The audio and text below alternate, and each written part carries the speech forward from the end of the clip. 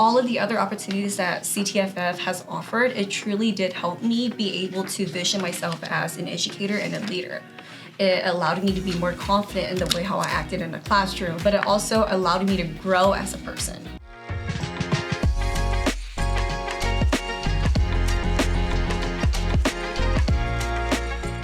Welcome everybody, and thank you for tuning in to this episode of CTFF Talks. My name is Jacqueline Lopez, and I'm joined by a very special guest and a friend, Miss Xiong. Welcome to the podcast. Thank you for having me, CTFF. My name is Xiong. I am a CTFF scholarship recipient, and this is my last year of being a scholar. And it's also my last year being a third grade tutor for the Afterschool Program at Bernie Elementary School. Yep, shouts out Bernie. So, why don't you walk us through this very fun lesson plan that I've actually never done, but you've been instructing this before? Yes, of course. So for our activity today, we're going to be doing a simple arts and crafts activity called Blooming into Spring, just because it's spring and summer right now. And basically what your students and you will be doing, you will be getting green construction paper with every single other color. The first step is cutting it into single strips. And depending on how wide your head is, you can use up to like 2 to 3 to make a crown. And after you do that, go ahead and print yourself out some beautiful flower cutouts. And every single flower is going to represent something that you've accomplished over the year. So for example, I read a book, I made friends, I got straight A's. Simple or big accomplishments, go ahead and implement that. I'm excited. I get to get transported back to elementary school after school program days. Yeah, I love this activity because it's so simple and it's not a lot of materials that you necessarily have to go out to actual stores and buy. Schools will provide it for you. Yeah, and it's a great way to show students no matter how big or small, every accomplishment counts. Exactly. Okay. We love that. Okay, so let's get jumping on in. We're going to start with our headbands. Yes. Okay, our headbands. And then while we do that, I'm actually going to ask you some questions, Yeah, of course. So, I've gotten a chance to know your story, but I want folks to hear because you have such a beautiful story with CTFF. We always start with the heart of the matter. Most people enter education because of a spark, whether it's a teacher who changed your life or there was just a gap in your own schooling. When you look back on your own journey, what was that defining why moment that pulled you into the classroom? So to start off, I've mentioned this several times that one of my biggest why was because of my background. And I, growing up, going to school with English being my second language, having an IEP, I didn't really see a lot of teachers that looked like me. And so the lack of representation truly made me feel like, I wish someone was there to have seen and understand what I'm going through. And aside from representation itself, I've had aspiring teachers who actually embarked that spark to me. And one teacher that stood out to me the most was my third grade teacher. Her name is Ms. Santiago from Balderas Elementary School. And I'm so happy to say that she is now a vice principal at Sunset Elementary. That's awesome. And seeing the way how she ran her classroom, she not only made it fun. We were in third grade at that time, so of course it's heavily curriculum-based because we're transitioning from lower grade to upper grade. But still, aside from it all, and aside from her making us read so much, doing everything, she made it so fun, and she made me feel so welcome and seen. I was excited to go into her classroom every single day, and till this day, I still talk to her. We talk to each other, we do updates. She was a part of my decision when it came to residency. Oh, yeah. That's awesome that you've been able to stay in touch with a mentor who had such an impact in your life. And I'm sure when we get to it and we start talking about your students and things, we can see that ripple effect, right? Exactly. How has CTFF supported your journey as an educator? So you've been able to participate in so many of our programs, and I want to know how we've been able to support you in that. CTFF has supported me with my teaching career in several ways, and one of the main factors is actually the scholarship program itself. Aside from the financial support that CTFF has helped me by allowing me to not worry about having to pay for textbooks, the small little stuff like school supplies when I'm going to college. Aside from that, it gave me so much friends to be a part of, especially with the cohort. And the professional developments and the TFAs that we attend, including all of the other opportunities that CTFF has offered, it truly did help me be able to vision myself as an educator and a leader. it allowed me to be more confident in the way how I acted in the classroom, but it also allowed me to grow as a person. Yeah, and so for those who maybe haven't heard of the scholarship program before, the scholarship program is hosted at Fresno State, right? Yes. So you have to be a Fresno State student to participate in this particular program. Did you join when you were a freshman? What year did you start? I joined when I was a freshman, yeah. And funny story, I was actually encouraged to apply by my best friend who is also a CTFF Scholar. Yeah, so in a way, it creates that ripple effect. It does. You know? Mm-hmm. Yeah, and so the scholarship program, like Hall was mentioning, it's specifically designed to support those who are going into education. So if you're like a college student and you're thinking like, I think I want to actually become a future teacher one day, and you're attending Fresno State, to me it's a no-brainer, right? Like you should totally be participating in the scholarship program because you're not only getting financial support, but like you said, you're building connections, you're establishing friendships with people who have the same goals as you. You get professional development. I'm short. Like me too. I'm gonna do half. Maybe you can have my other half. Okay, thank you. But yeah, the scholarship program is a great opportunity for those teaching fellows who are interested in becoming future teachers and who are on the pathway and happen to be attending Fresno State. Yeah, it's like a win-win situation for everybody. Yes. Since you were a scholarship recipient with us, what's one of the takeaways that you've been able to implement in your classroom from the Saturday professional development days with the scholarship program? So with the TFAs, especially the trainings and the meetings that you've learned with the scholarship program itself, we've learned a lot of stuff. Our professor, who is actually Mike. Oh, yeah.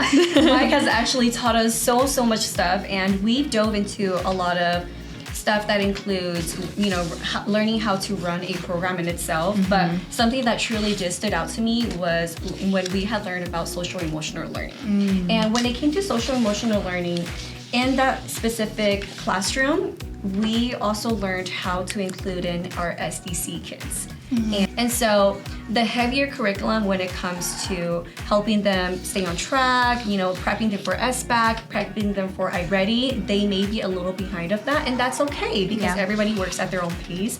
And so for social and emotional learning, an implementation that we have learned in TFA that I applied into my classroom is actually a curriculum-based SEL, where basically we learn new and big words. Mm. And instead of just reading it out loud to them and explaining it to them what it means, I explain it and then I let them act it out. Oh, fun. So in a way, they know how to act the emotion out, and they can tell. And so it's a good implementation for SEL because it allows kids to understand what it truly means and how someone is truly acting towards it. Yeah, and it makes everyone like on a equal playing field. Yeah, exactly. Mm-hmm. Mm-hmm. Reflecting on your time as a teaching fellow, what's been one moment, it can be bigger, it can be small, that you felt the real impact of the work that you do with your students? With that, I want to say that actually me leaving a school site was actually one of the biggest impact that I thought that I had made on my students. Mm-hmm. My first ever work site was at Williams Elementary, and after my freshman year, I had left because of school scheduling, and so I transitioned to CTFF subbing instead. Oh, okay. So I couldn't be full-time anymore. Yeah, it's so fun because when you work with students, especially because I know you work with younger ages, you really do see how much you mean to them, especially like you said, like you're absent for one day, and that one day you're absent, the next day you're back, Miss Xiong, where were you? Yeah. This is what we did. I want to show you this. They want to know. It really does show the impact that our teaching fellows have in our programs. You might not notice it right away, but it is in those moments, whether it's when you're transitioning school sites or, actually I've had, also when I worked at a program, I've had a student who so many years later, I had her when she was, I think, in the 4th grade, and she reached out to me when she was graduating from high school.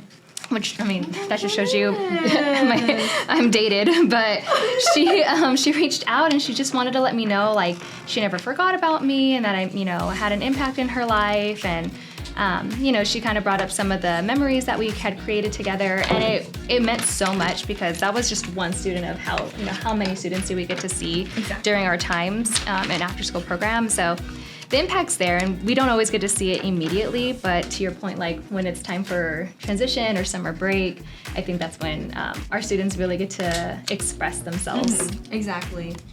So, Ka, before you joined CTFF, so I know you were young, but when you were young and before you joined CTFF, what did you think your role would be, and what surprised you the most when you actually became a teaching fellow in the classroom? So going into the idea of teaching fellows itself, I had just thought that for teaching fellows, especially working with the Afterschool Program, my initiative thought of it was just, oh, you're here supervising the kids, you're helping them with work, which is something that you do. That you do. But honestly, it's a lot more than that. Yeah. Being a CTFF, especially in the Afterschool Program, or whether in daytime, you have already a cordial relationship with the staff, the admins, and the teachers that attend there. And the reason why I say that you guys have a cordial relationship already is because you are on the same structure plan and the goal that you want your students to succeed for. So you guys already have an agreed, kind of a silent agreement of what is best for your child, for the student in order to accomplish and meeting their standards, whether it's, iReady, SBAG, prepping them for tests, make sure they're on track, make sure they're grade level. Yeah. And so being a part at a school site itself, it kind of just shows me that, hey, I do learn how to be professional here. And I do learn that these communications that I'm making with the teachers and the staff, even if it's by homework reports where I'm writing and where I'm not verbally talking to them, you're making that connection with them, you're talking in a professional and a respectful manner. And it's teaching me that professionalism goes a lot more than just verbally being there. It's also silent. Yeah.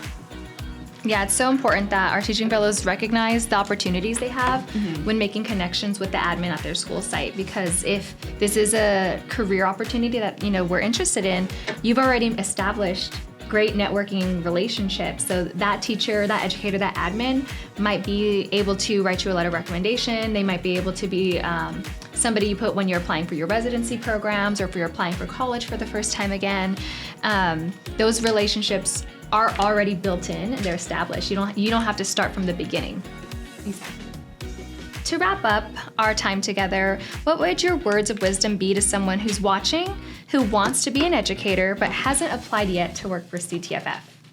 My advice for my fellow peers who actually wants to become a teacher and finds an interest in, going into the career of teaching is to first apply for the scholarship program. Yeah. Once again, and to just echo on what I've said already from the very beginning, the CTFF Scholarship Program has helped me a lot not in a sense of just financial, but it also helps me build my connections and be more confident. And alongside from, just a scholarship program, take advantage of the professional learnings, the TFAs, the Dreams program for the first generation students, and several more. Being a great educator is something, but honestly, that comes from first having great character. That's good. Thank you for sharing that. Anybody out there who is listening or watching and you've been excited about anything that Ka shared, whether it's her experience in the classroom or it's the scholarship program, we are actively hiring now for the fall 2026 semester. So all you have to do is go to our website. All our live applications are there. And if you have any questions, be sure to send us an email at apply@ctff.us. So Ka, as I'm writing one of my accomplishments, can you share with me one of your accomplishments that you've written down? One accomplishment that I'm really, really proud of is the fact that I got accepted into Singer Unified's residency program. Yay. So I'm very excited to start in August. And for those of you who don't know what a residency program is, it's basically a teacher preparation program for aspiring teachers to go into a classroom and learn with their mentor teachers while completing their credential as well. And so being accepted, learning to know who my mentor teacher is, I am getting accepted into a third grade classroom. Yay. So third grade is my lucky number. Yeah, it's so perfect. I'm hoping I stay this way. The Singer residency program is something that I'm truly, truly so in all of, because CTFF did help me get to where I am today by helping me prepare for questions, wondering what's next, how to do it, especially the TFAs that we've had. Mike actually had a credential student give a short presentation on how to apply for the credential program. So that was really helpful as well. Yeah. Well, we're so proud of you. Thank I can't wait to hear all about your next adventures in the residency program. I'm really excited. Okay, Ka, so can you show me your finished flower crown? Of course, this is mine. I love the way how yours is giving fall colors. Yeah, I didn't even think about it. that. Thank you. Can you tell me some of your accomplishments? Of course. So one of my biggest accomplishments, of course, is getting into the senior residency program. And aside from that, getting straight A's for my classes as my senior year. So I'm really happy I accomplished that.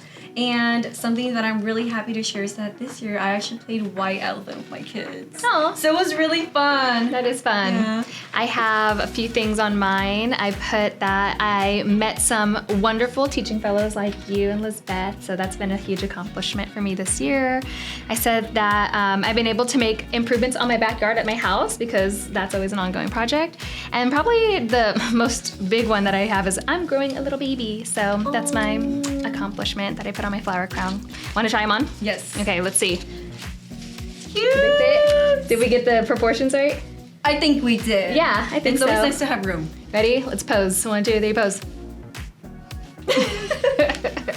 Okay, well, thank you all for tuning into this episode of CTFF Talks. Please be sure to follow us on all things. You will find us above. And thanks for tuning in. We'll see you next time. Thank you.